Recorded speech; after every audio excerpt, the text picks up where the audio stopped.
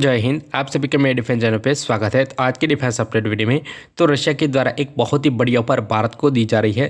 तो अभी फिलहाल आप सभी को पता होगा कि वेस्टर्न कंट्री और यूएस के द्वारा लगातार फाइटर जेट्स को लेकर अलग अलग ऑफर भारत को दी जा रही है। इसके अलावा फाइटर जेट इंजन टेक्नोलॉजी को लेकर भी वेस्टर्न कंट्री और यूएस के द्वारा आए दिन नए नए ऑफर भारत को मिल रही है। तो जो रशिया है वो इसी चीज़ को ध्यान में रखते हुए, इसके अलावा भारत रशिया का बहुत ही पुराना कस्टमर है फाइटर जेट, इसके अलावा हथियारों को लेकर एक तरह से आप देखोगे कि जो भारत का झुकाव है वो वेस्टर्न कंट्रियों की ओर ज़्यादा बढ़ रहा है। इसी चीज़ को ध्यान में रखते हुए इसके अलावा फ्यूचर में जो भारतीय वायुसेना को एक बड़ी नंबर में फाइटर जेट की ज़रूरत है, इसी चीज़ को ध्यान में रखते हुए रशिया के द्वारा एक बहुत ही बड़ी ऑफर अभी फिलहाल भारत को दी जा रही है, जिसके बारे में हम इस वीडियो में डिटेल से डिस्कशन करने वाले हैं। तो अगर आप मेरे डिफेंस चैनल पर नए हैं तो प्लीज़ मेरे डिफेंस चैनल को सब्सक्राइब करें, बेल आइकन दबाना ना भूलें और कमेंट सेक्शन में जय हिंद जय भारत जरूर लिखिएगा। और अगर आपको मेरा कंटेंट अच्छा लगता है तो वीडियो को लाइक भी कर दीजिएगा। और अगर आपको डिफेंस के रिलेटेड कोई भी क्वेश्चन है तो अपना क्वेश्चन कमेंट सेक्शन में ज़रूर लिखिएगा, जिसके आंसर को हम अपने अगले वीडियो में दे देंगे। तो आज के डिफेंस अपडेट वीडियो को शुरू करते हैं। तो आप रेगुलरली डिफेंस अपडेट को फॉलो करते हैं तो आपको एक चीज़ पता होगी कि भारत और रशिया मिलकर पहले Su-57 फैलन के बेस के ऊपर ही FGF यानी कि 5th जनरेशन फाइटर एयरक्राफ्ट को डेवलप कर रहे थे। और कई रीज़न के चलते 2018 में भारत ने अपना रास्ता अलग कर लिया था और अपने खुद के दम पे ही एक 5th जनरेशन फाइटर जेट को डेवलप करने में लग गया था।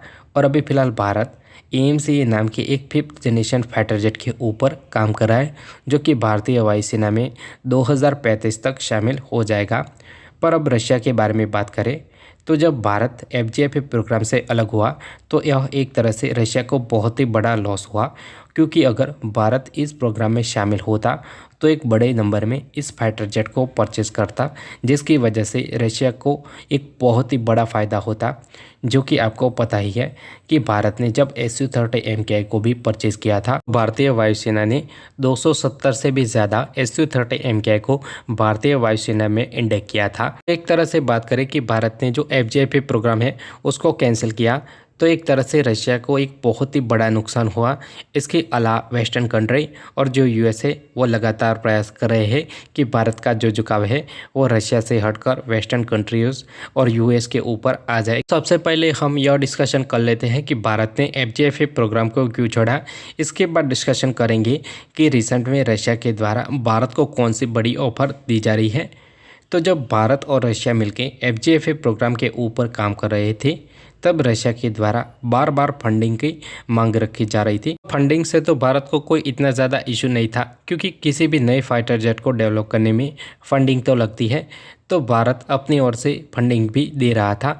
पर जो रशिया Su-57 की जो टेक्नोलॉजी थी वो पूरी तरह से भारत के साथ शेयर नहीं करना चाहता था, स्पेशली इंजन टेक्नोलॉजी, क्योंकि जो Su-57 है उसमें इजडेलिया 30 इंजन लगने वाला था, जो कि अब तक का सबसे एडवांस इंजन था। FGF प्रोग्राम में भारत यह चाहता था कि FGF की सभी टेक्नोलॉजी भारत के साथ शेयर हो, इंक्लूडिंग इंजन टेक्नोलॉजी भी। पर उस टाइम रशिया FGF प्रोग्राम में भी जो इंजन टेक्नोलॉजी है वो भारत के साथ शेयर नहीं करना चाहता था। और जो Su-30 MKI के साथ हुआ था टेक्नोलॉजी ट्रांसफ़र, उस तरह की टेक्नोलॉजी ही FGF प्रोग्राम में भी भारत के साथ शेयर करना चाहता था, यानी कि फाइटर जेट की टेक्नोलॉजी तो भारत के साथ शेयर होगी और जो जेट इंजन की टेक्नोलॉजी है वह भारत के साथ शेयर नहीं की जाएंगी। यानी कि जो FGF फाइटर जेट था वो भारत में तो बनेगा, पर जो उसका इंजन है वो भारत में सिर्फ असेंबल ही किया जाएगा।